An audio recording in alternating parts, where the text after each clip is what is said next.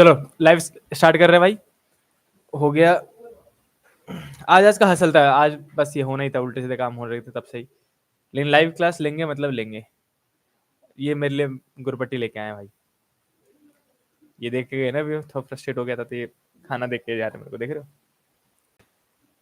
चलो स्टार्ट कर रहा हूँ मैं। यहाँ पे मेरा स्क्रीन शेयर होना स्टार्ट हो गया। मैं सब कुछ समझा देता हूँ पहले, कैसे हम लाइव क्लास आगे प्रोसीड करेंगे 12th क्लास की रेस्ट ऑफ द मंथ के लिए। देखो, अब सिंस आपको पता है कि आपका 20 राइट 20 डेक को मेरे ख्याल से पहला प्री बोर्ड है। मैं सबको एक्सप्लेन कर देता हूँ, ध्यान से सुनते रहना प्लीज। अब प्री बोर्ड में फुल सिलेबस आएगा 20 डेक का जो है ना। और उसके बाद आपका जो मेन 20 डेक है, 20 जैन है। प्री बोर्ड का शेड्यूल कब का है? 20 जनवरी का, 20 दिसंबर का। सही लिखा मैंने ये?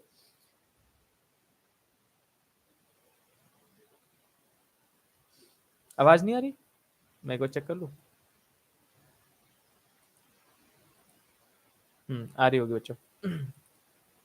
ठीक है, 20 डेक में आपका प्री बोर्ड है, और आपका 20 फैब जाके एग्जैक्टली आपका फाइनल बोर्ड एग्जाम है, राइट। फाइनल बोर्ड एग्जाम है। अब सीबीएसई वालों को ना कभी कभी कुछ भी हो जाता है भाई साहब। वैसे ये जो 20 दिसंबर इन्होंने दिया है, इनको कम से कम 10 जनवरी या फिर 15 जनवरी देना चाहिए था। इनका माथा हर साल कुछ ना कुछ उल्टा चलता ही रहता है इनके दिमाग में। 20 दिसंबर दे दिया सर प्री बोर्ड। अब होगा क्या कि आपका जो मेन सिलेबस है वो हर किसी को 15 दिसंबर तक कंप्लीट करना पड़ेगा। और मोस्ट वैल्यू हो सकता है कि 15 दिसंबर तक बहुत सारे इंस्टीट्यूट, बहुत सारे टीचर कंप्लीट ना भी करें, क्योंकि उनका एक रिदम होता है। वो रिदम में चलेंगे, अपने हिसाब से चलेंगे, तो घबराना मत, सिंपल सी बात है। मेरे जैसे मैं अपना रिदम बता रहा हूँ। मैं 1 जैन से पहले सिलेबस पूरा करूंगा। मतलब आप अगर मेरे से पढ़ते हो तो आप 13 चैप्टर कंप्लीट हो जाएगा आपका, अगर आप प्री बोर्ड में जाने देने जा रहे हो इसमें तो। बहुत सिंपल सी बात बता रहा हूँ मैं आपको। मैं 14th चैप्टर बहुत जल्दी हाई स्पीड में इनके हिसाब से भगाऊंगा ना, तो आपके माथे के ऊपर से जाएगा, समझ में कुछ नहीं आएगा, और फिर आप बाकी दिनों परेशान ही रहोगे। तो इस प्री बोर्ड में 20 दिसंबर के प्री बोर्ड में आप 13 चैप्टर ही पूरा करके जाओगे, 13 चैप्टर ही कंप्लीट करके जाओगे, पहले से ही दिमाग में सेट कर लो। 13 चैप्टर इज द मैक्सिमम जो कि 20 दिसंबर तक मैं पूरा करूंगा। 13 चैप्टर के बिहाफ पे आप आराम से, अगर आपने सही से प्रैक्टिस की है और रिवाइज करो ज्यादा से ज्यादा, तो आप आराम से इसमें नंबर गोल कर सकते हो। 70 से 80 नंबर के बीच में भी आ रहे हैं आपके, ये मान लेना आपके अच्छे नंबर है। मैं जनरली बता रहा हूँ, प्री बोर्ड में अगर किसी के 70 नंबर प्लस आ रहे हैं, उसका मतलब है कि उस बच्चे ने प्रैक्टिस कर रखी है, क्योंकि प्री बोर्ड में हमें अलाउंस होती है कि नंबर काटो, दबा के नंबर काटो, क्योंकि बच्चों को होता है डराना। और इस बार भी ये जो 20 दिसंबर को प्री बोर्ड ले रहे हैं, इसका मतलब हमें कम से कम 2 महीने एग्जैक्टली दिया गया। अब इसमें बच्चों को प्रेशर देंगे फेल करके, या फिर कम नंबर देके डराएंगे, ताकि बच्चा अगले 2 महीने तक डर के मारे इतना पढ़ ले कि फाइनल बोर्ड एग्जाम में उसके अच्छे नंबर आ जाए। Is it clear? चलो ठीक है। अब इसके बाद हम कैसे शेड्यूल लेके चलेंगे ये बता दे रहा हूँ मैं। लाइव क्लासेस का, ऑफलाइन क्लास आपको लाइव क्लासेस का बता दे रहा हूँ बच्चों। लाइव क्लासेस में आपको मैं बताया करूंगा। मैं सेकंड बुक स्टार्ट कर रहा हूँ सबसे पहले। फर्स्ट बुक बहुत लेंदी है, फिलहाल वो आपको रिवीजन करना चाहिए। अब सेकंड बुक मेन फोकस है हमारा। सेकंड बुक में आपको क्या करना चाहिए? सेकंड बुक की बिल्कुल चिंता मत करना, आप लाइव क्लास ले रहे हो, सेकंड बुक मैं रटवा दूंगा। सेकंड बुक में स्टार्ट कहां से करेंगे? चैप्टर नंबर 9 जो कि है आपका ray optics. Exactly ray optics से स्टार्ट करूंगा, one of the biggest chapter of the class 12, right. Ray optics में मैं आपको पढ़ाऊंगा कैसे, मैं लाइव क्लासेस ही बता रहा हूँ। मैं आपको टॉपिक गिनवाऊंगा, टॉपिक के फॉर्मूले गिनवाऊंगा, और फॉर्मूले गिनवाने के बाद उसको न्यूमेरिकल करवाऊंगा। लाइव क्लास में हम बस इतना सा ही फंक्शन लेके चलेंगे। टॉपिक बताया, टॉपिक के बारे में अगर मुझे कुछ बेसिक नॉलेज देनी है आपको, तो मैं उसके बारे में बता दूंगा, फिर उसके फॉर्मूले गिनवाऊंगा, और फिर उस पर न्यूमेरिकल प्रैक्टिस करवाऊंगा। और आपको हर बार मैं सजेस्ट करूंगा कि यहाँ से और न्यूमेरिकल प्रैक्टिस कर लेनी चाहिए। कहाँ से? वो मैं आपको सजेस्ट कर दूंगा, यहाँ से ले जाओ, यहाँ से एक्स्ट्रा न्यूमेरिकल प्रैक्टिस कर लो। अब देखो, मैं बहुत जनरली एक दो चीजें मैं और बता दे रहा हूँ आपको। ये तो हो गया सिलेबस का, ये हो गया आपकी लाइव क्लास के शेड्यूल का। अभी इन दिनों अगर आप चाहते हो कि आपके बोर्ड में नंबर आए और दिन बीतते बीतते आप घबराओ ना ज्यादा, तो मैं सबसे मेन प्रायोरिटी अगर मैं आपसे कुछ कहूं तो वो है रिवीजन। अपनी नोटबुक संभाल लो, कॉपी निकाल लो, और एक जगह मेन डेस्क पे रख दो जहां पे आप बैठते हो। हर एक सब्जेक्ट की 3 सब्जेक्ट, आप 3 बंडल बना दो, 4 4 5 5 कॉपी तीनों की होगी आपके पास। रिवीजन ही अभी हर चीज का सॉल्यूशन है आपके लिए, मान लेना। रिवीजन कैसे करना है? तो आपको क्या करना है, मान लो कि आपने आज टारगेट लिया चैप्टर नंबर 9 रिवाइज करना है भाई, क्यों भाई सर ने पढ़ाया चैप्टर नंबर 9, तो आज हम चैप्टर नंबर 9 ही रिवाइज कर लेंगे। तो चैप्टर नंबर 9 उठाया अपनी नोटबुक में, आपने अपनी नोटबुक खुद लिखी है, अपने हाथों से लिखी है, आपने समझ-समझ के लिखी होगी उस टाइम पे, तो आपको चैप्टर नंबर 9 अपनी कॉपी से सबसे जल्दी समझ में आएगा। तो चैप्टर नंबर 9 को अपनी कॉपी से आपने पढ़ना स्टार्ट किया मान लो। आपने एक पन्ना पढ़ा, सिर्फ रीड करना है, कुछ नहीं समझना, कुछ याद नहीं करना कि मेरे को ये याद आ रहा है कि कोई जजमेंट नहीं करनी आपको, कि मेरे को ये याद आ रहा है, नहीं आ रहा है, एक बार चेक कर लूँ मैं। अच्छा इस टॉपिक में क्या था? यार ये तो चैप्टर ही याद नहीं आ रहा है, इसमें कितने टॉपिक थे मुझे तो ये भी नहीं पता। कुछ नहीं, ऐसा कोई जजमेंट नहीं करना, आपको कॉपी उठानी है और उसको लाइन टू लाइन रीड करते चली जानी है। ये मान लो जैसे नया सब्जेक्ट पढ़ रहे हो वापस से आप। सिंस आपने अपनी कॉपी खुद ही लिखी है तो आपको वो समझ में आएगी। अब आपको एक्स्ट्रा टीचर की ज़रूरत नहीं है उन चैप्टर्स के लिए जो आपने ऑलरेडी पढ़ लिया है। हाँ, लेकिन पढ़ना उसको बिल्कुल स्टार्टिंग से पड़ेगा। ये मत सोचना कि आपको याद होना चाहिए, ऐसा कुछ नहीं होता, किसी को याद नहीं होना चाहिए। क्लियर? तो हर चैप्टर को रिवीजन करो ऐसे जैसे कि आप पहली बार वापस पढ़ रहे हो उसको, ठीक है? कोई जजमेंट नहीं करनी। रिवीजन डेली एक चैप्टर का करना है आपको। मेरा काम है पाथ गाइड करना, आप में से कोई करेगा वो 90 95 प्लस में खेलेगा, नहीं करेगा आपकी मर्जी है भाई। डेली एक चैप्टर कोशिश करो रिवाइज करो। डेली चैप्टर चैप्टर 1 लिख दिया मैंने, डेली 1 चैप्टर, इसको मिटा दे रहा हूँ, डेली 1 चैप्टर। डेली 1 चैप्टर अगर आप रिवाइज करते हो तो इट इज मच मोर और हाईएस्ट स्पीड जो कि अभी पॉसिबल है।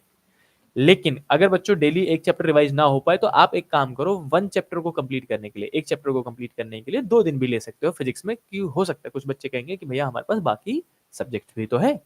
तो आप एक काम करो, एक चैप्टर को कंप्लीट करने के लिए 2 दिन लगा लो। लेकिन 2 दिन से ज़्यादा एक चैप्टर में अभी नहीं लगाना चाहिए। अगर आप फिर भी नहीं कर पा रहे हो तो भाई अपना टाइम मैनेज करो और चैप्टर रिवाइज करो। 2 दिन में अगर आप एक चैप्टर रिवाइज कर रहे हो, इसका मतलब है आपके पास आस-पास करीब 10 चैप्टर हो गए होंगे हर एक बच्चे के। 10 चैप्टर रिवाइज करने के लिए आपको मैक्सिमम 20 दिन लग जाएंगे। मिनिमम 10 दिन लगने चाहिए और मैक्सिमम 20 दिन लगने चाहिए। क्लियर हुआ सबको? रिवीजन ही की है, मैं अभी बता रहा हूँ। कुछ दिनों बाद मैं ही आके बोलूंगा कि आपको सैंपल पेपर करना चाहिए, कुछ दिन बाद मैं ही आके बोलूंगा कि आपको ये यहाँ के क्वेश्चन प्रैक्टिस करने चाहिए। तो मैं टाइम टू टाइम आके आपको आगाह और पॉइंट सजेस्ट करता रहूंगा। अभी बता रहा हूँ, अभी से रिवीजन करना स्टार्ट कर दो। अगर बाकी बच्चों की तरह आप नहीं चाहते हो कि आप घबराओ, अभी देखना, ये नवंबर मंथ बीतने दो, दिसंबर में एंट्री लेते ही बच्चों की ना बैंड बज जाएगी वैसे। डर के मारे ना उनको लगेगा कि मैं फेल हो जाऊंगा। आप सुनोगे अपने दोस्तों से ही कि भैया मेरे को तो कुछ आता ही नहीं, मैं तो फेल हो जाऊंगा, वो हो जाएगा, वो हो जाएगा, सब सुनोगे आप। और जिस बच्चे ने अभी से रिवीजन करना स्टार्ट कर दिया नवंबर में, तो 20 दिन में मान लो आपने सब कुछ रिवाइज कर लिया होगा। आज 10 तारीख है, 20 दिन बचे हुए हैं इसमें। 20 दिन में आपने पूरे नवंबर में पूरा चैप्टर कंप्लीट रिवाइज कर लिया होगा फिजिक्स एक बार। और जिस बच्चे ने एक बार पूरा फिजिक्स रिवाइज कर लिया ना, उसको दिसंबर में डर नहीं लगेगा। दिसंबर में वो फिर नेक्स्ट स्टेप यानी क्वेश्चन प्रैक्टिस की तरफ जा पाएगा या फिर सैंपल पेपर को उठा सकेगा। तो अभी आगाह कर रहा हूँ, सिलेबस मैं 1 जन तक ही कंप्लीट करूंगा। लाइव क्लासेस मैं आपको टॉपिक, फॉर्मूला और न्यूमेरिकल करवाऊंगा। एक्स्ट्रा डेरिवेशन वेरिएशन भूल जाना कि यहाँ पे होगा। डेरिवेशन अगर आपको नहीं आती है तो आप मुझे बता देना, मैं उसके लिए अलग से वीडियो शूट करके अपलोड कर दूंगा, जैसे यूट्यूब पे नॉर्मल हम करते हैं। लेकिन लाइव क्लासेस में सिर्फ टॉपिक, फॉर्मूला, न्यूमेरिकल चलेगा। अभी का जो मेन अगले 20 दिन के लिए आपके लिए टास्क है, जो कि आपकी बहुत ज्यादा हेल्प करेगा, वो है रिवीजन। क्लियर?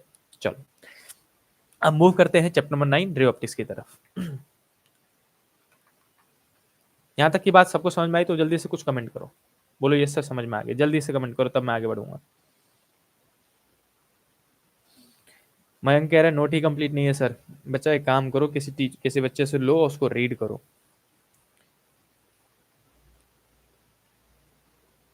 टीना का मैसेज आ गया, इंस्टन का मैसेज आ गया, ठीक है। अरीबा का मैसेज आ गया, विशाल का मैसेज आ गया। Done, very good.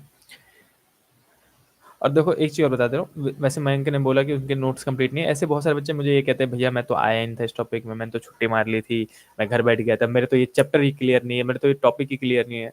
भाई अगर आप नहीं आए थे, अगर आप छुट्टी पे थे, आप बीमार पड़ गए थे, आपने ये चैप्टर ही नहीं पढ़ा, आपने अभी ज्वाइन किया है, कुछ भी हो, एग्जाम में वो टॉपिक आएगा। अब आपने नहीं पढ़ा है इसका मतलब ये नहीं ना कि एग्जाम में नहीं आएगा। और अगर वो एग्जाम में आएगा तो ये आपकी ड्यूटी है कि आप पढ़ोगे उसे। अब किसी से नोटबुक लो, किसी से कॉपी लो, नहीं आता आप टीचर से पूछो, टीचर से नहीं आता उनको मैं जैसे मेरे को बता दो, मैं वीडियो शूट करके दे दूंगा, या फिर बहुत सारे वीडियो है ऑलरेडी चैनल पे अवेलेबल, वहां से देख लो। समझना तो पड़ेगा भाई, है ना। मैं तो वैसे ही बच्चों को कह रहा था 10 तारीख के बाद मैं वैसे ही आप मेरा हार्ड फेस ही देखोगे, रियलिटी चेक ही मिलेगा आपको। आप आ जाओ, चैप्टर नंबर 9 की बात कह रहा हूँ मैं। चैप्टर नंबर 9 मतलब है बच्चों रे ऑप्टिक्स, और रे ऑप्टिक्स में आपको न्यूमेरिकल प्रैक्टिस करवाऊंगा बस मैं टॉपिक बताते बताते। न्यूमेरिकल प्रैक्टिस में अब चैप्टर नंबर 9 में रे ऑप्टिक्स में न्यूमेरिकल करना किस किस टॉपिक पे है, सबसे पहले करना है मिरर पे। मिरर को हल्के मत लेना, कॉम्बिनेशन में आ जाएगा, अगर इस पे हाथ साफ नहीं है तो बाकी आप न्यूमेरिकल में फंस सकते हो। मिरर के बाद मैं आपसे कहूंगा दूसरा स्नेल्स लॉ पे। स्नेल्स लॉ पे भी क्वेश्चन करना कंपलसरी है, ये मान लेना, ठीक। स्नेल्स लॉ के बाद अपेरेंट हाइट अपेरेंट डेप्थ पे कुछ बेसिक न्यूमेरिकल करेंगे, मैं हाँ लिख देता हूँ अपेरेंट हाइट वाला पार्ट, अपेरेंट हाइट वाला पार्ट, इस पे भी हम न्यूमेरिकल करेंगे, ठीक। फिर चौथा और मेन पार्ट है रिफ्रैक्शन थ्रू कर्व सरफेस, इस पे न्यूमेरिकल प्रैक्टिस करना है। Refraction through curve surface, numerical वाले पार्ट लिख रहा हूँ मैं बस। रिफ्लेक्शन थ्रू कर्व सरफेस में ही लेंस मेकर भी आएगा, ये सबसे अच्छा टॉपिक है मान लो, जिस पे प्रैक्टिस होनी चाहिए, बच्चे के हाथ साफ होना ही चाहिए, लेंस मेकर वाला टॉपिक। इस पे न्यूमेरिकल साफ होने के बाद आप पांचवा टॉपिक उठाओगे, अब इसके जस्ट बाद combination of mirror. Combination of mirror एक इंपॉर्टेंट टॉपिक है जो कि कहीं भी मिक्स होकर आ जाता है। कॉम्बिनेशन ऑफ लेंस और मिरर दोनों को ले लेते हैं, लेंस एंड मिरर, इसी में लेंस भी कवर हो जाएगा आपका। सिक्स टॉपिक है प्रिज्म, प्रिज्म पे न्यूमेरिकल प्रैक्टिस करनी चाहिए। और सातवां टॉपिक मैं आपको माइक्रोस्कोप और टेलीस्कोप पे भी न्यूमेरिकल प्रैक्टिस करा दूंगा। क्यों? क्योंकि ये 5 नंबर में आते हैं, तो 3 नंबर में डेरिवेशन आता है, 2 नंबर का एक छोटा सा न्यूमेरिकल आ जाता है, तो मैं दोनों ही करवा दूंगा। एंड लिख देता हूँ टेलीस्कोप। अब आपको इतने टॉपिक्स पे न्यूमेरिकल प्रैक्टिस करनी है, ये मान लो हर एक टॉपिक पे आप 5-5 न्यूमेरिकल करोगे तो आपका हाथ साफ हो जाएगा, ठीक है। आपकी बेसिक मैथ खराब है, वैसे सच में है ही, मैं बोलने वाला था खराब हो या ना हो, असलियत में खराब ही है भाई। तो अगर आपकी बेसिक मैथ खराब है तो जब मैं न्यूमेरिकल प्रैक्टिस कर रहा हूँ तो देखो कि सर कैसे काटते हैं और कैसे मतलब कैसे कोई चीज डिवाइड करते हैं, कोई चीज मल्टीप्लाई करते हैं, कोई चीज शिफ्ट करते हैं। बच्चों को बेसिक बेसिक मैथ नहीं आती ना, तो फिर वहां पे बच्चे फंस जाते हैं, समझ रहे हो। आ जाओ, अब स्टार्ट कर रहे हैं मिरर का टॉपिक न्यूमेरिकल प्रैक्टिस में ही। जितना आज पढ़ाऊंगा उसके आगे से ही नेक्स्ट लाइव क्लास में स्टार्ट होगी, तो मिस मत करना लाइव क्लासेस। हाँ, ये सारे वीडियोस मैं अपलोड बिल्कुल नहीं करूंगा चैनल पे, ये टेलीग्राम पे मिलेगा तो मिलेगा, वरना जिसने मिस किया मिस किया भाई, ठीक है। आप आ रहे हो, मैं आपका फायदा कराऊंगा, इतना सा मेरा गारंटी है। देखो, मिरर की अगर मैं बात करूँ बच्चों, मिरर फॉर्मूले में न्यूमेरिकल वाला पार्ट जो है वो है, सबसे पहले तो मैं आपको कहूँ नंबर ऑफ इमेज याद रखना, number of image, plane mirror वाला।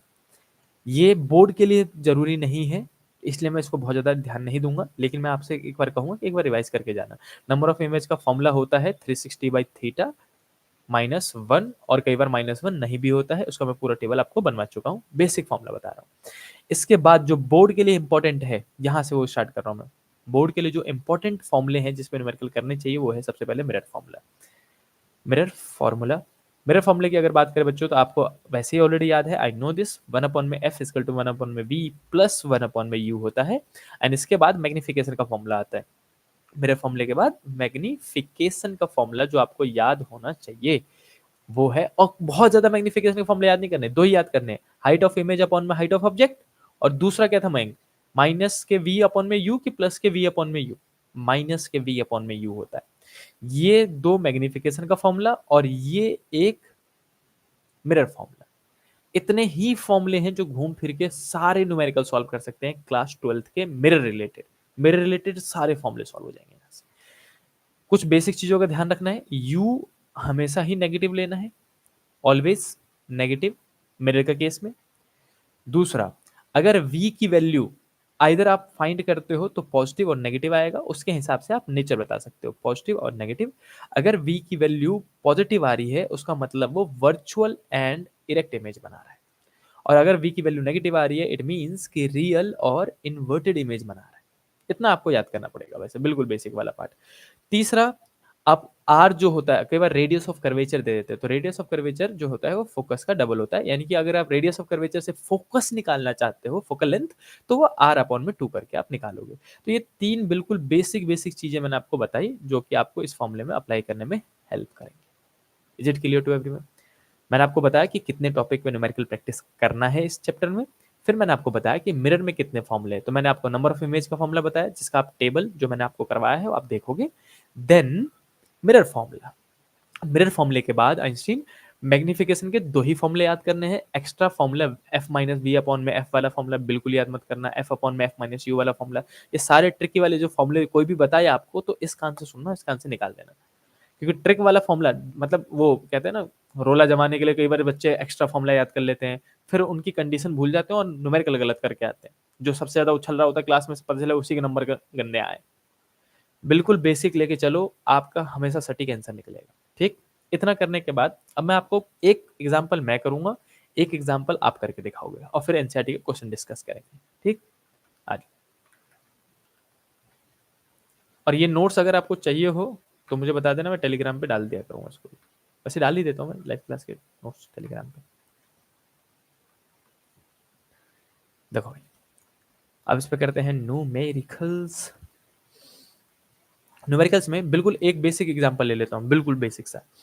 अब कॉनकेव कॉन्वेक्स तो याद होना चाहिए आपको, मैं फिर भी रिवाइज करवा देता हूँ। अगर उसने कॉनकेव लिखा हो तो फोकल लेंथ माइनस में लेना भाई, और कॉन्वेक्स लिखा हो तो फोकल लेंथ प्लस में लेना।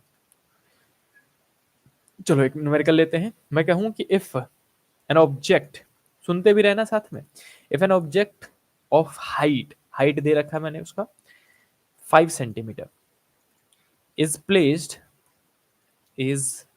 Placed at 30 centimetre away from, अगर कोई मेरे से पहले सॉल्व करता है कॉपी पेन उठा लो, away from a concave mirror.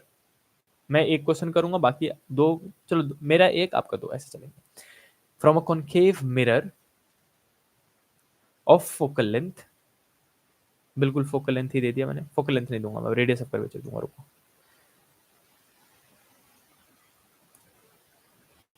Of radius of curvature,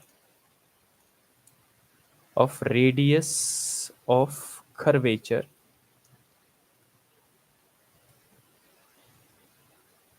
80 centimetre. Then find, अब पहला पार्ट पोजीशन ऑफ इमेज,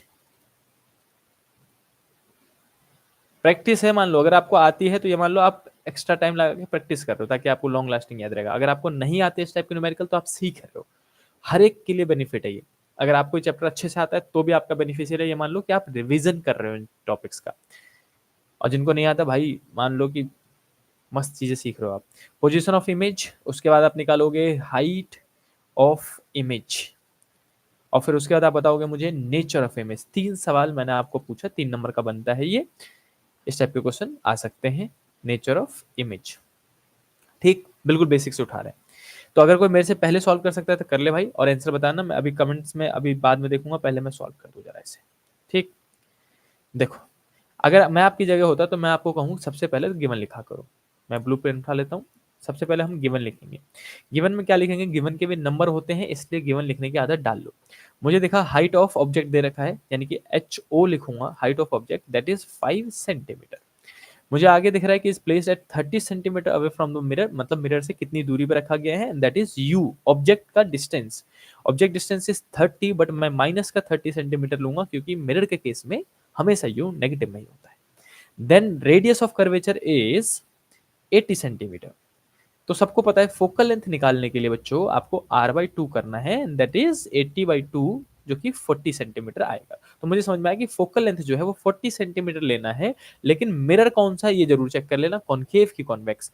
आप क्वेश्चन में दे रखा है कि कॉनकेव मिरर है, कॉनकेव मिरर के लिए मैंने अभी बताया आपको फोकल लेंथ माइनस में खुद ही लेना है आपको। ये हो गया गिवन, मेरे को आधे नंबर तो यही मिल जाएंगे। देन मैं उसको अब मिरर फॉर्मूला लिखूंगा, मैं यहाँ पे लिख देता हूँ mirror formula. Mirror formula, mirror formula is 1 upon में f इजकल टू में 1 अपॉन में v प्लस 1 अपॉन में u। राइट, अब इस फॉर्मूले को हम अप्लाई करके नीचे आंसर निकालेंगे। आ जाओ, देखो भाई मैं यहाँ अप्लाई कर रहा हूँ 1 अपॉन में f की जगह में मुझे क्या लिखना है, फोकल लेंथ इज माइनस का 40 इजकल टू में 1 अपॉन में v तो निकालना ही है आपको, और प्लस में 1 अपॉन में u and the u is -30।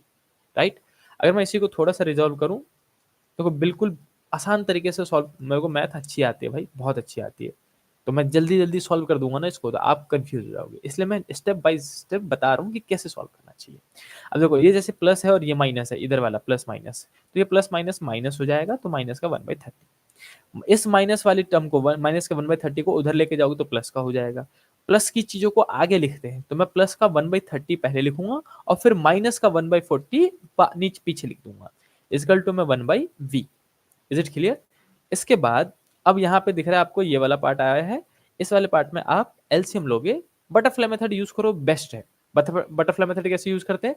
Denominators को मल्टीप्लाई करते हैं और फिर क्रॉस मल्टीप्लाई, मतलब ऐसे कि भाई 30 इंटू में 40 दोनों को मल्टीप्लाई कर दिया, अब 40 को इधर भेज दो और 30 को इधर भेज दो, तो 40 और बीच में माइनस हो तो माइनस और प्लस हो तो प्लस, यहाँ पे माइनस था, इजकल टू मैं 1/v लिख दिया।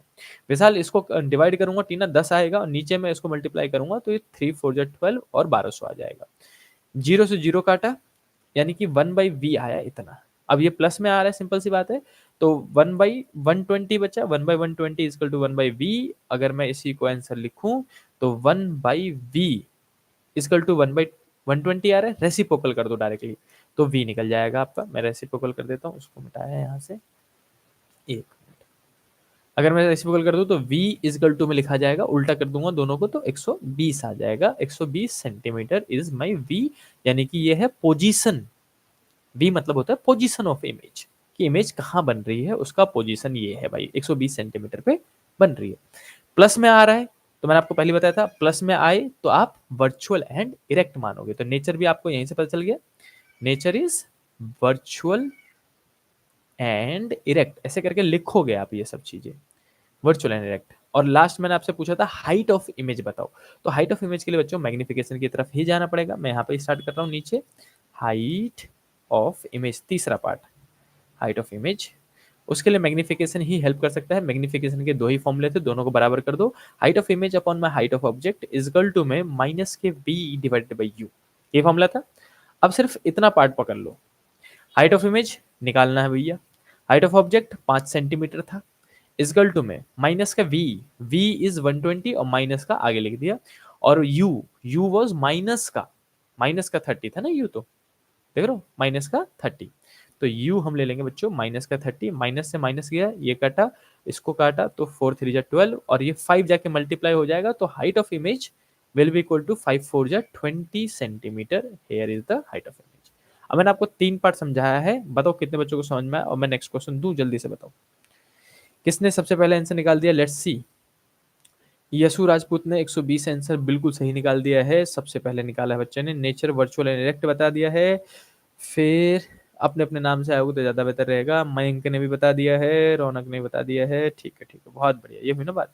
हाइट ऑफ इमेज इज बिल्कुल सही बच्चा, 20 सेंटीमीटर आया, वेल डन। आइंस्टीन -10 क्या निकाला भाई? मयंक मैग्निफिकेशन निकालने की जरूरत ही नहीं थी बच्चा, डायरेक्टली निकाल सकते थे, जैसे मैंने निकाल के बताया है आपको। मैग्निफिकेशन 240 निकाल रहे हो, बताओ ऐसे चलेगा? यसिका, अच्छा आप हो,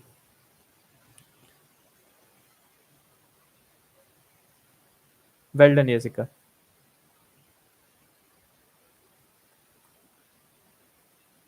वेरी गुड वेरी गुड। चलो अब मूव करते हैं नेक्स्ट क्वेश्चन की तरफ, जो कि मैं आपको सेल्फ सॉल्व करने के लिए दूंगा। एक क्वेश्चन जल्दी से आप सेल्फ सॉल्व करके दिखा दो इस पे। क्वेश्चन नंबर 2 आज की क्लास का वो ये है बच्चों कि if an object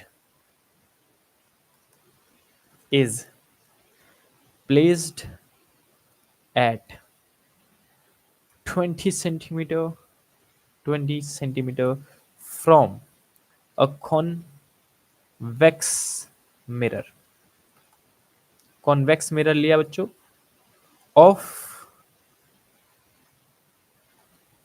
radius of curvature vature is r, if the image is formed at 30 centimeter towards right side of the mirror,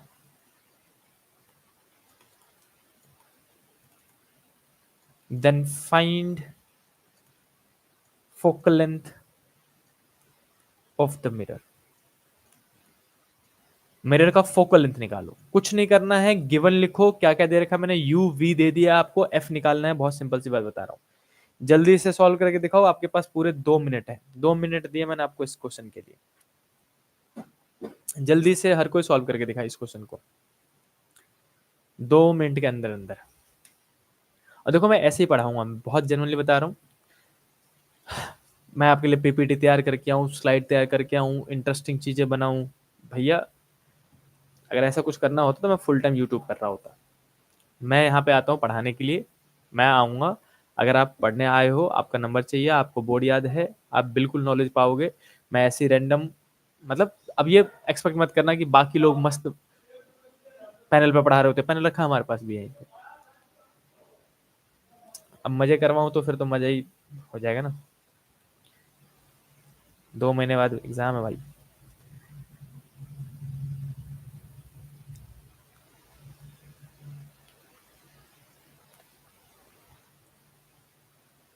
let's see किस किसने आंसर निकाल दिया है। विशाल ने इस बार सबसे पहले निकाला -60।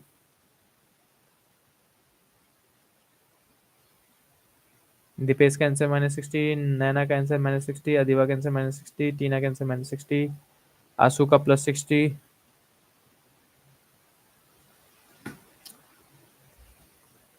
लेट्स सी किसका आंसर सही आता है ना।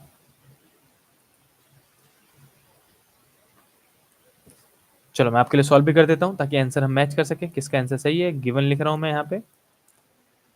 इस बार सॉल्व करेंगे हम, किस पेन से सॉल्व करें, रेड से सॉल्व करेंगे भाई। गिवन लिखा, u दिख रहा है, u इज -20 सेंटीमीटर। ये गिवन रेड है ग्रीन है भाई साहब, -20 सेंटीमीटर। ठीक है, इमेज जो है वो कह रहा है राइट साइड बन रहा है मिरर के, यानी कि प्लस में लेना पड़ेगा आपको v। v लोगे बच्चों प्लस में, प्लस का 30, मतलब ऐसा है कि मिरर ये रहा तो इसके राइट साइड बने तो प्लस में होता है और लेफ्ट साइड बने तो माइनस में होता है। ऐसे वर्डिंग भी यूज कर लेते हैं कई बार ये लोग। तो v is equal to 30 centimetre और u is equal to -20 centimetre, and then we apply mirror formula that was 1 upon में f इक्वल्स टू में 1 अपॉन में v प्लस 1 अपॉन में u। 1 अपॉन में f निकालना है, 1 अपॉन में v इज 30 सेंटीमीटर और प्लस माइनस माइनस ही हो जाएगा 1/20 सेंटीमीटर। अगर मैं क्रॉस मल्टीप्लाई करूं तो इट इज 600, सॉरी नीचे मल्टीप्लाई कर दिया 600, 20 minus 30, focal length will be equals to कितना हो गया ये, माइनस का 10 अपॉन में 60, 600 काटा तो f is equal to exactly 1 upon में आएगा बच्चे। तो माइनस का 60 आ रहा होगा। एक्चुअली में ये क्वेश्चन हाइपोथेटिकल था जो कि पॉसिबल नहीं है, इसलिए इसका आंसर माइनस में आ रहा है, वरना तो f प्लस में ही आता है इसका। ये मैंने मन से क्वेश्चन दिया है इसीलिए -60 आ रहा है, लेकिन आपने सॉल्व करना सीख लिया, that was the good part. Very good, आप सबने आंसर निकाला, दैट वाज अप्रिशिएबल। चलो भाई, अब एक क्वेश्चन मैं एनसीईआरटी का वापस आपसे डिस्कस करना चाहूंगा, 2 क्वेश्चन एनसीईआरटी का जो मैं आपसे डिस्कस कर लेता हूँ, ठीक है। मैं आपको एनसीईआरटी पे लेके चलता हूँ, जरा मैं पेन ले लूँ।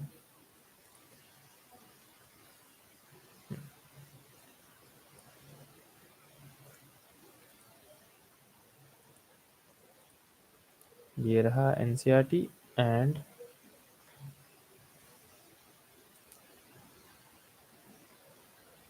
एनसीईआरटी क्वेश्चन को हल्के में लेके छोड़ के मत जाना बिल्कुल ही, बेवकूफ़ी मानी जाएगी वो। चलो भाई, किसी बच्चे ने एनसीईआरटी पहले भी कर रखा है तो अच्छी बात है, रिमाइंडर हो जाएगा आपका, रिवीजन हो जाएगा, तो ध्यान से सुनते रहना। 3 एग्जाम्पल पढ़ेंगे इसके और बाकी कुछ न्यूमेरिकल करेंगे, ठीक।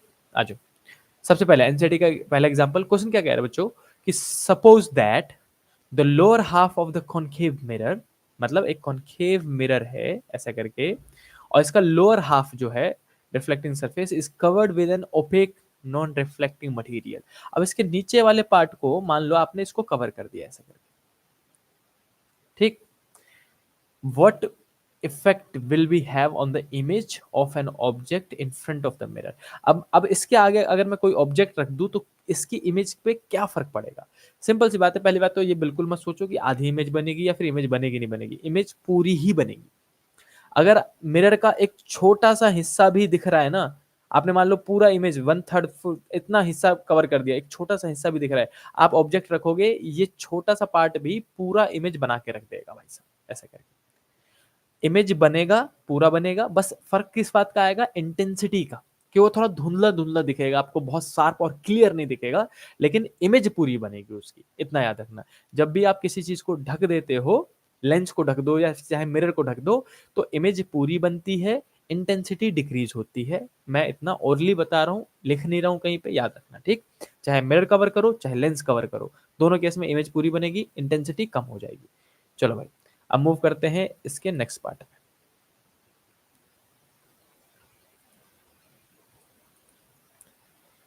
Question number 9.2। इस क्वेश्चन को वैसे तो बहुत रेयर ही पूछा जाता है, लेकिन कई बार सीबीएसई वालों को दिमाग घूम जाता है, तो भाई साहब वो पूछने पे आ जाते हैं, कहते हैं यही वाला बता दो। क्वेश्चन कह रहा है कि एक मोबाइल फोन है जो कि लाई कर रहा है प्रिंसिपल एक्सिस पे ऑन अ कॉनकेव मिरर, जैसे कि ये वाला मोबाइल फोन दिख रहा होगा आपको, है ना। कहता है show by suitable diagram the information of the image. अब इमेज जो बनी वो ऐसे डिस्टॉर्टेड बनी है, डिस्टॉर्टेड मतलब आर्बिट्री शेप की बनी है।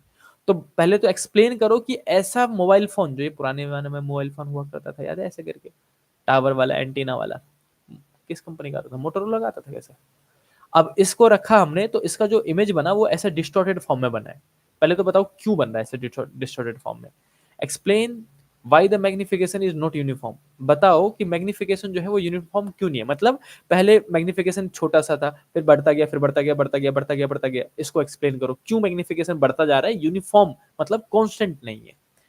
Will the distorted image depends on the location of the phone with respect to the mirror.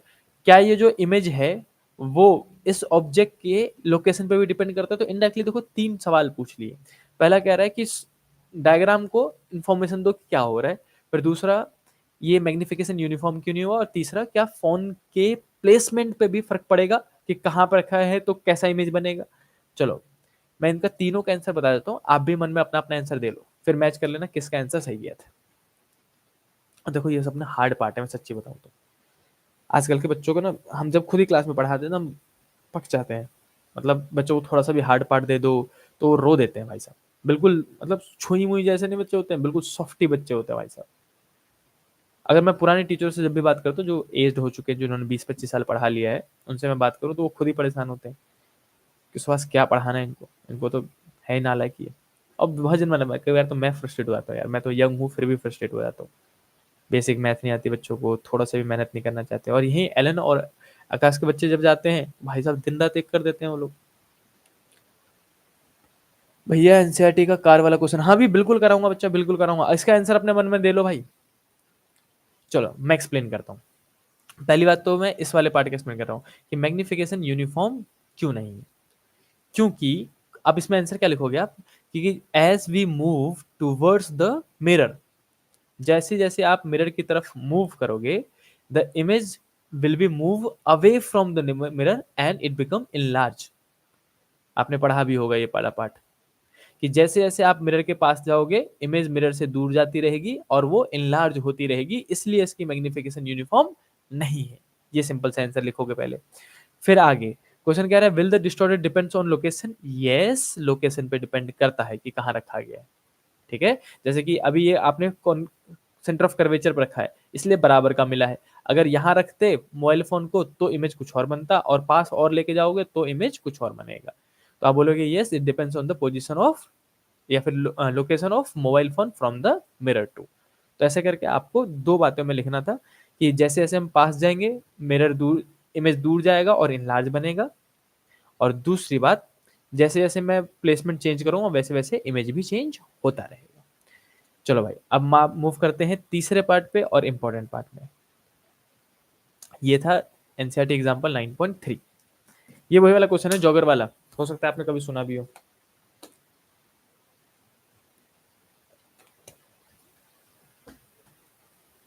देखो मैं सच्ची बता रहा हूँ, इस लाइव क्लास के बाद भी आप ये उम्मीद करो ना कोई आसान से तरीका बता दे, क्वेश्चन तो हार्ड हो रहा है, समझना पड़ रहा है, तो भाई फिर तो आपका कल्याण होने से कोई नहीं बचा पाएगा, सच्ची बता रहा हूँ। 95 लाना आसान होता ना तो हर कोई ले आता भाई। चलो एग्जाम्पल 9.3 की बात कर रहे हैं। क्वेश्चन कह रहा है कि an object is placed at 10 centimetre. अच्छा ये दूसरा क्वेश्चन है, वो नहीं है ये। 10 centimetre, 5 centimetre from the concave mirror of radius of curvature इतना, find the position, nature and magnification of the each cases. Easy question है बच्चा, ये तो करवाया भी है मैंने मेरे ख्याल से। ये कर लोगे खुद ही, बताओ कि करवाऊं मैं? जल्दी से कमेंट करके बताओ बच्चों, आप खुद कर लोगे ये मैं करवाऊं? एनसीईआरटी एग्जांपल 9.3 एक्सप्लेन कर दूं कहोगे तो? दो केसेस हैं, एक बार u लेना है आपको -10 और एक बार u लेना है -5। दो केसेस हैं, दोनों को अलग अलग सॉल्व करना है, 1 और 2। फोकल लेंथ दे रख, रेडियस ऑफ कर्वेचर दे रखा है, तो फोकल लेंथ मिल जाएगा आपको 15/2 सेंटीमीटर। माइनस में लेना है क्योंकि कॉन्केव है। नहीं नहीं, अलग अलग दोनों केस सॉल्व करना है बच्चा। f इजकल टू -15/2 सेंटीमीटर, इसमें भी लेना है, इसमें भी लेना है। इसमें अलग से फॉर्मूला लगाओ, 1 अपॉन में f इजकल टू 1 अपॉन में v प्लस 1 अपॉन में u, और इसमें अलग फॉर्मूला लगाओ, और दोनों में अलग अलग v निकलेगा, दोनों का v अलग अलग निकाल के दो। f पता है, u पता है, इसमें v निकालो और इसमें v निकालो, दोनों में अलग अलग v निकालना है बस, फिर उसके हिसाब से नेचर पता चल जाएगा, और फिर मैग्निफिकेशन दोनों केस में अलग अलग निकालना है। अनिकेत कह रहा है कर लेंगे, ठीक है ठीक है। आइंस्टाइन कह रहा हो जाएगा, कर लिया। मयंक ने कर भी लिया, बहुत बढ़िया, शाबाश। दीप्ति कह रही कर लेंगे, ठीक है। माई टीम पार्ट लव, भैया नाम से आया करो यार, देखो। चलो कोई, डन, वेरी गुड। ऐसे मैं हर चैप्टर के टॉपिक वाइज न्यूमेरिकल करवाऊंगा। जिस बच्चे ने सिर्फ सुन भी लिया, अगर आपको नींद भी आए ना, हार्ड भी लगे, तो भी मुंह धो के सुन लेना भाई। अगर इतना सा हार्ड पार्ट नहीं झेल लो, क्या झेलोगे आगे इंजीनियरिंग और डॉक्टर, बताओ? मतलब सिर्फ एनसीईआरटी का फिर कुछ बेसिक न्यूमेरिकल्स करा रहा हूँ, अगर बच्चों को वो भी लग रहा है कि ये हार्ड है, नींद आ रही है, मजा नहीं आ रहा, तो भैया आगे कोर्सेज हैं, कॉलेज जाओगे, 4 साल का पूरा बर्डन आएगा। इंजीनियरिंग करोगे, डॉक्टरी करोगे, एलएलबी करोगे, कुछ भी तो करोगे, है ना? Prepare yourself. चलो भाई मूव करते हैं नेक्स्ट क्वेश्चन पे, 9.4। 9.4 अगेन जॉगर वाला क्वेश्चन, हिंट दूंगा, मैं करवा चुका हूं, और आप खुद ही एक बार प्रैक्टिस करके देखोगे, सुन के मत छोड़ देना भाई। क्वेश्चन, अब इस क्वेश्चन को मैं आपको समझा चुका हूं बहुत बार, मैं दोबारा समझा देता हूँ। क्वेश्चन कह रहा है कि एक पार्क्ड कार थी, एक गाड़ी थी जो कि पार्क हो रखी थी पार्किंग में कहीं पे, मान लो, ठीक। और वहां पे कोई बंदा जॉगिंग करने के लिए आया हुआ था, और आप कार के अंदर बैठे हो, और अपने रेयर व्यू मिरर में आप उस बंदे को देख रहे हो। रेयर व्यू मिरर जो होता है बच्चों, वो कॉन्वेक्स मिरर होता है, याद रखना। कॉन्वेक्स मिरर का रेडियस ऑफ कर्वेचर 2 है, यानी कि फोकल लेंथ हो जाएगा 1 मीटर, राइट। अब वो कह रहा है कि जॉगर की जो स्पीड है वो 5 मीटर पर सेकेंड है, यानी कि वेलोसिटी दे रखी है जॉगर की 5 मीटर पर सेकेंड, यानी कि वो हर 1 सेकेंड में 5 मीटर आगे आ जाएगा। How fast the image will move, मुझे इमेज की स्पीड बताओ।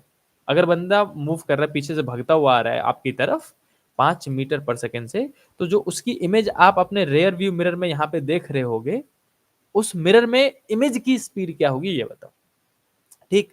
तो इस केस में आपको क्या करना है कि वो कह रहे हैं कि पहले कहाँ पे था, 39 पे, तो पहला पार्ट सॉल्व करते हैं 39 मीटर लेके। आप पहले u लोगे 39 माइनस का, f लोगे 1 मीटर जैसे कि दे रखा है, प्लस में लोगे माइनस में लोगे, प्लस में लोगे क्योंकि कॉन्वेक्स है ना। और यहाँ से मिरर फॉर्मूला लगा के 1 अपॉन में f 1 अपॉन में v प्लस 1 अपॉन में u लगा के पहले तो v निकालोगे, जिसको हम v1 कहेंगे इस बार। क्या कहेंगे? v1, जो आपने निकाल लिया हमारा।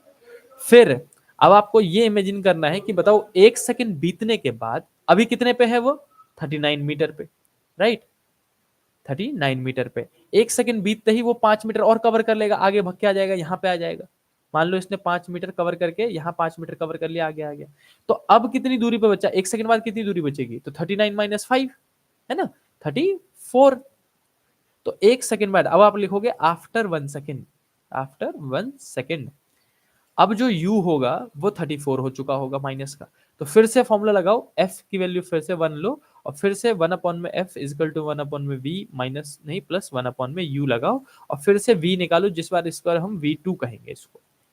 अब आपने v2 निकाल लिया, v1 निकाल लिया मीटर में, ये कुछ नहीं है। तो देखो 1 सेकंड पहले वो यहाँ पे था और 1 सेकंड बाद वो यहाँ पे है, तो इमेज का स्पीड निकालने के लिए, इमेज की स्पीड निकालने के लिए अब आपको क्या करना चाहिए, तो मैं यहाँ पे लिख रहा हूँ स्पीड ऑफ इमेज निकालने के लिए आपको करना है बस v2 माइनस v1। एग्जाम्पल के लिए अब कैसे समझाया मैंने आपको ये बता देता हूँ। मान लो कि वो अब ऐसे फ्रैक्शन में आंसर आएगा, याद रखना फ्रैक्शन में आंसर आएगा, ठीक। जैसे कि इसमें क्वेश्चन में दिखा भी दूं तो इन्होंने पहला सॉल्व किया 39/40 आया है और दूसरा 34/35 आया है। तो जब आप V1 निकालोगे तो वो 39/40 आना चाहिए और V2 निकालोगे तो वो आना चाहिए 34/35 और फिर दोनों को माइनस कर दोगे। लेकिन हिंदी में इसी भाषा में समझा रहा हूँ क्यों करते हैं हम ऐसा। मान लो कि 1 सेकंड पहले वो 40 मीटर पे था और 1 सेकंड बीतने के बाद उसकी जो इमेज है, पहले इमेज कहाँ दिखी मुझे 40 मीटर पे, 1 सेकंड बीतने के बाद उसकी इमेज दिखी मुझे 30 मीटर पे। तो इमेज की स्पीड कितनी हुई 10 मीटर पर सेकंड, है कि नहीं। कैसे निकाला, माइनस करके। तो ऐसे ही initial image v1 minus v2 करना, उल्टा लिख दिया था मैंने यहाँ पे, v1 माइनस v2 करना। कितने बच्चों को समझ में आ गया, जल्दी से बताओ। प्रतिमा हेलो बच्चा, हेलो हेलो। हाँ हाँ, रेड फोर्ट पे टेरर अटैक हुआ ही है। कितने, 7 या कुछ 6-7 गाड़ियां जला दी ना। हम क्लास में ही थे उसी टाइम पे मैसेज आया था ये। चलो समझ में आ गया, समझ में आ गया, वेरी गुड वेरी गुड। और हाँ, मैं फिर से कह रहा हूँ उसको करके जरूर देखना।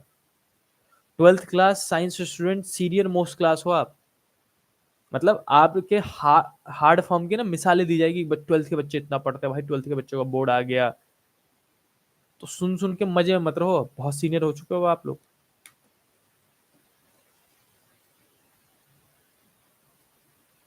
कंसिस्टेंट कैसे पढ़े भैया, देखो पहले तो टाइम फिक्स कर लो कि इस टाइम पे मुझे रिवीजन करना ही करना है। जैसे एग्जांपल के लिए आपका जो भी स्कूल और ट्यूशन का टाइम है उसके बीच में जो गैप है, वो ट्यूशन खत्म हो गया आपका 8 बजे मान लो, तो 9 से 10 पढ़ना है। और या फिर दिन में अगर पढ़ सकते हो तो 2 बजे से लेकर 4 बजे तक पढ़ लो, 4 बजे ट्यूशन स्टार्ट होता है तो लेकिन फिक्स कर लो कि इन 2 घंटे डेली, चाहे कुछ भी हो जाए, सबको मना कर दो, मैं ना करूंगी कुछ और ना ही मैं कुछ करूंगा। 2 घंटे डेली सिर्फ रिविजन को दो। मैं क्लास से स्टार्टिंग करते टाइम पे बताया था, revision is much more important. हाँ, ये एक अच्छा है। बच्चा कह रहा है कि बर्नआउट हो जाता है, लगता है कि बहुत हो गया छोड़ो अब, है ना। देखो, बर्नआउट करने के केस में क्या करना चाहिए आपको, अगर मैं सजेस्ट करूं तो आपको बीच बीच में गैप लेना चाहिए, जिसको हम पोमोडोरो इफेक्ट भी कहते हैं, अगर आपने कहीं सुना होगा तो। मैं एक्सप्लेन कर देता हूँ थोड़ा सा। देखो, बर्नआउट से बचने के लिए ना, ये बात सच है कि अगर आप कंटिन्यूअसली बहुत लंबे टाइम तक कोई एक कांस्टेंट काम करोगे, कुछ भी पढ़ाई करो कुछ भी करो, तो बर्नआउट आने के चांसेस होते हैं। तो आपको क्या करना चाहिए, मान लो आपने दिन में 2 घंटे निकाला कि डेली भैया मैं अब से 2 घंटे तो पढ़ूंगा, क्यों बोर्ड आ गया मेरे, 2 आवर्स का टाइम शेड्यूल ले लेते हैं। 2 आवर्स रिविजन करूंगा, पढ़ूंगा तो जितना ज्यादा पढ़ो उतना ज्यादा कम है भाई। रिवीजन करूंगा 2 घंटे पुराने सिलेबस। अब मैं मान लेता हूँ, मैंने अभी आज ही कुछ बच्चों को समझाया था ये बात कि मान लो 2 ही घंटे पढ़ रहे हो आप, ठीक है, 2 घंटे 15 मिनट, 2 घंटे 20 मिनट पढ़ रहे हो मैक्सिमम है। अब आप टाइम बांट दो, 1 घंटे और 1 घंटे। 1 घंटे तक एक सब्जेक्ट रिवीजन करूंगा, दूसरे घंटे तक दूसरा सब्जेक्ट रिवीजन करूंगा। फ्लो में नहीं आना है, पहले 2 घंटे बैठे 2 घंटे एक ही सब्जेक्ट लेके बैठे रह गए भाई, फिर तो हो ही गया काम आपका। 1 घंटे बैठना है, मुझे पता है टाइम लिमिट दिमाग में घंटा बजना चाहिए भाई साहब, 1 घंटे का टाइम है, पढ़ ले, फोकस होकर पढ़ ले। जब आप टाइम लिमिट करोगे ना, अपने दिमाग को बार बार प्रेशराइज करोगे कि भैया इतना ही टाइम है, तो वो फोकस होकर काम करेगा। और जब उसको आप 3 घंटे दे दोगे ना, 3 घंटे तक फिजिक्स पढ़ना है, वो 3 घंटे में भी नालायक कितना बड़ा दिमाग है वो, कि पढ़ेगा 1 घंटा ही, बाकी 2 घंटे आपको उलझुल चीजें याद करवाएगा। तो लिमिटेड टाइम दो उसको। 1 घंटा टाइम दिया आपने, फिक्स है कि अब मैं लगातार 1 घंटा रिवीजन करता रहूंगा करता रहूंगा करता रहूंगा। मान लो 40-45 मिनट तक आप कॉन्स्टेंटली रिवाइज करते रहे, पेज पलटते रहे, रिवीजन करते रहे, इस चैप्टर में ये था, इस चैप्टर में ये था, इस चैप्टर में था। लास्ट में 15 मिनट में आपने रिवीजन कर ली कि आज क्या क्या पढ़ा, खत्म। अब इसके बाद एक शेड्यूल के बाद अब आपको कम से कम 5 से 10 मिनट का ब्रेक लेना चाहिए दूसरा चीज स्टार्ट करने से पहले। अब ब्रेक में क्या करो, जाके भाई पानी पियाओ, किचन में जाके खुद ही जाओ, पानी रखो मत, डेस्क पे रखा है वो पानी नहीं, मैं किचन में जाके आऊंगा, ग्लास उठाऊंगा, पानी पीऊंगा, वापस आऊंगा, डेस्क पे रखा है उसको नहीं पीऊंगा। इससे क्या होगा कि आप उठे, गए, मूव किया, बॉडी मूवमेंट में आई, पानी पिया, इधर उधर देखा, पानी पी के वापस आए, फ्रेश होके आ गए, या फिर देख के आ गए घर में कौन कौन है भाई, ऐसे करके, या फिर कुछ किचन से उठा के कुछ खाते हुए आ गए, छोटा सा कुछ ऐसे। तो एक 5 से 10 मिनट का गैप लो और फिर दूसरा सब्जेक्ट स्टार्ट करो। 2 शॉट खत्म हो गए, फिर ऐसे 5 से 10 मिनट गैप लो, तीसरा सब्जेक्ट स्टार्ट करो। इस इफेक्ट से ना 3 से 4 घंटे की पढ़ाई आराम से हो सकती है बिना बर्नआउट के। लेकिन आप ये चाहोगे कि 3 घंटे लगातार मैं बैठा रहूं या फिर बैठी रहूं, तो भाई बर्नआउट फील होगा। ठीक है। हेलो हेलो हेलो बच्चा।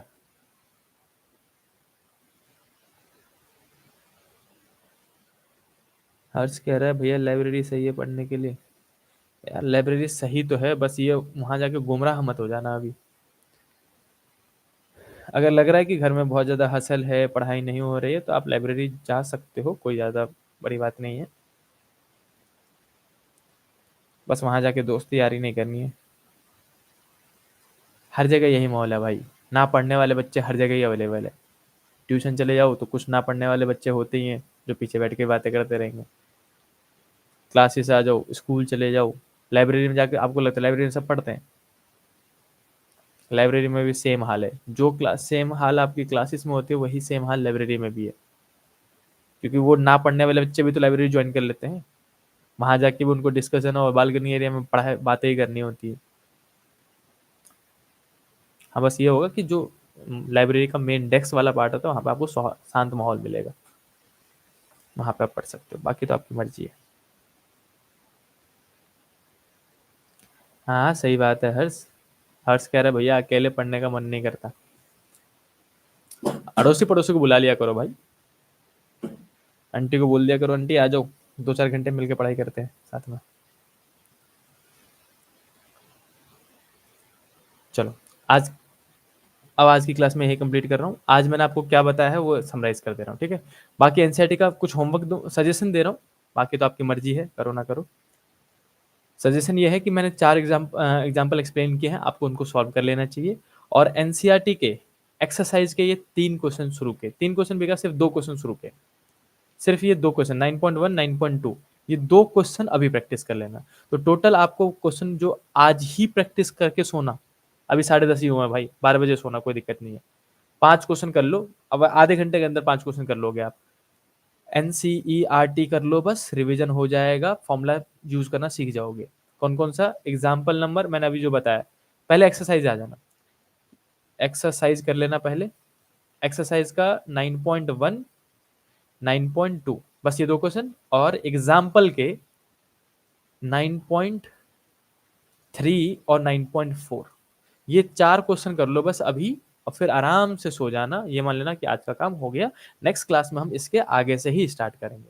तो ये आज ही अभी कर लेना, टू डू लिस्ट में अभी कर लेना, ठीक। चलो, अब मैं लास्ट समराइज कर रहा हूँ कि मैंने आज आपको क्या पढ़ाया है, फिर उसको हम खत्म करेंगे और इसका नोट आपको मिल जाएगा। देखो, आज हमने सबसे पहले आपको बताया कि भैया सिलेबस कब कंप्लीट होगा, लाइव क्लासेस में मैं क्या करवाऊंगा, और आपको सबसे मेन रिवीजन कर लेना चाहिए नवंबर के अंदर अंदर। जिस भी बच्चे ने हर एक सब्जेक्ट को नवंबर के अंदर अंदर एक बार रिवीजन कर लिया, ये मान लो कि आप सही रास्ते पे हो, आपके 90 आने के चांसेस बढ़ गए हैं, प्रोबेबिलिटी आपकी बढ़ गई है कि आप अच्छे नंबर लेके आओगे। जिस बच्चे ने नहीं करा नवंबर में रिवीजन, उसकी प्रोबेबिलिटी घटती चली जाएगी, वो नीचे आता चला जाएगा। मेरा काम है गाइड करना, वो मैं बताता रहूंगा आपको। लाइव क्लास में आओगे तो सेकंड बुक, लाइव क्लासेस अभी से लेके जितनी भी मैं लूंगा उसमें मैं सेकंड बुक पूरी तरह से कंप्लीट कराऊंगा। तो फर्स्ट बुक आपके हाथ में, सेकंड बुक आप लाइव क्लास से आके कंप्लीट कर सकते हो। इन सभी टॉपिक्स पे हम क्वेश्चन प्रैक्टिस करेंगे मिरर फॉर्मूले में, मतलब रे ऑप्टिक्स में, जिसमें हमने सबसे पहले मिरर फॉर्मूला देखा, मिरर फॉर्मूले पे 2 बेसिक न्यूमेरिकल करे, और फिर हम एनसीईआरटी की तरफ मूव करेंगे। क्या आज आपको इतना सब कुछ समझ में आया? जल्दी से बताओ। बाकी किसी को कोई सवाल पूछना है, मेरे से बातें करनी है, बेझिझक कर सकता है, बेझिझक पूछ सकता है। मैं पढ़ाने वाला पार्ट हटा देता हूँ, अब आ जाओ।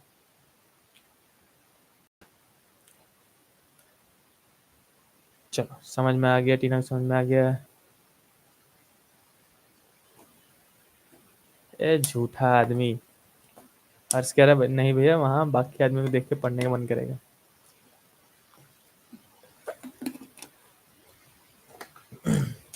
एक डायलॉग मारू हर्ष, पुरानी कहावत है, पढ़ने वाले बच्चे कहीं भी पढ़ लेते हैं।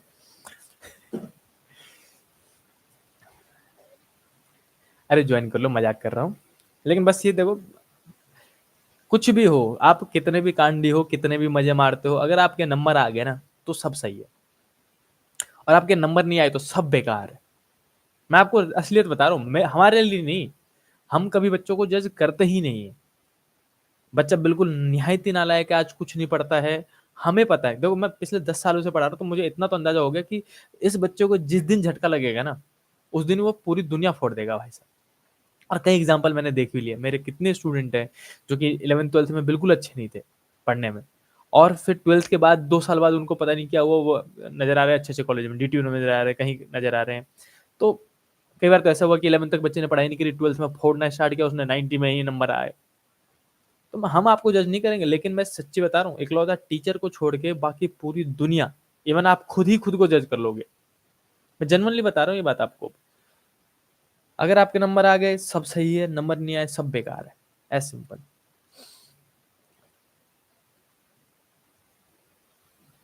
टीना कह रही है भैया 2-3 चैप्टर के लिए कुछ बता दो, उसके क्वेश्चन नहीं बन रहे हैं और नहीं समझ में आ रहा है। देखो ये बात तो सच है बच्चों, अगर आपने नवंबर में रिवाइज नहीं किया ना, तो खुद की कॉपी खुद बिल्कुल समझ में नहीं आएगी अगले महीने, दिसंबर में ही। ऐसा लगता है कि क्या लिखा है, समझ में क्यों नहीं आ रहा है, डर के मारे। टीना सजेस्ट यही करूंगा कि अपनी नोटबुक पहले सिर्फ थ्योरी थ्योरी रिवाइज करो, क्वेश्चन प्रैक्टिस मत करो। पहले थ्योरी रिवाइज करो, फिर एनसीईआरटी के एग्जाम्पल करो, और फिर एनसीईआरटी की एक्सरसाइज करो, टीचर से डाउट पूछो, समझ में आने लग जाएगा बच्चा। और इसी महीने कर लेना, अगले महीने गया तो ये बिल्कुल समझ में नहीं आएगा फिर।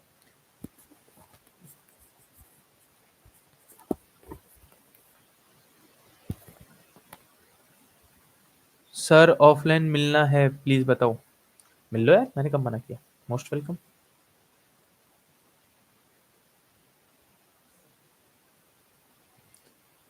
Saw your video 4 year back.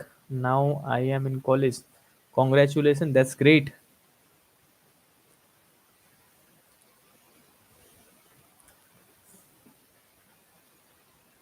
Sir location location नहीं जानते मेरा?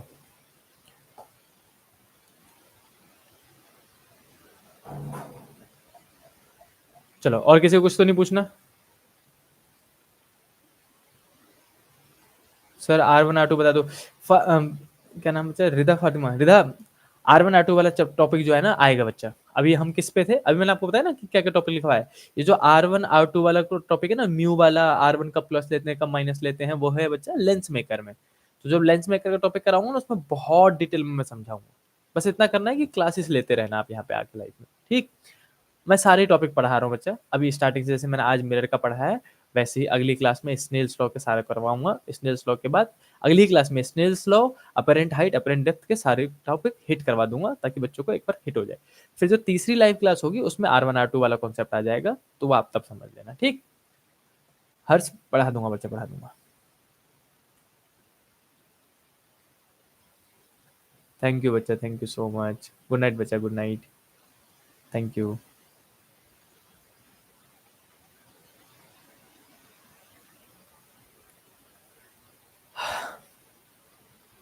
राज बच्चा, मैं आपको संगम विहार, देवली, तिगड़ी तीनों जगह मिल जाऊंगा, मदनगिर सॉरी। तो अलग अलग लोकेशन पे होता हूँ। आप टेलीग्राम पे कनेक्ट कर लेना मुझे, मैं आपको गाइड कर दूंगा, ठीक है। गुड नाइट बच्चों, बाकी सब जा सकते हैं, आज के लिए इतना ही, छुट्टी, good night. See you soon, next class Wednesday होगी, वेंसडे मिलते हैं, फिर हम अगला टॉपिक करेंगे। Tata bye bye. और जो 4 क्वेश्चन दिए कर जरूर लेना, मजे में मत आना भाई। Good night, good night.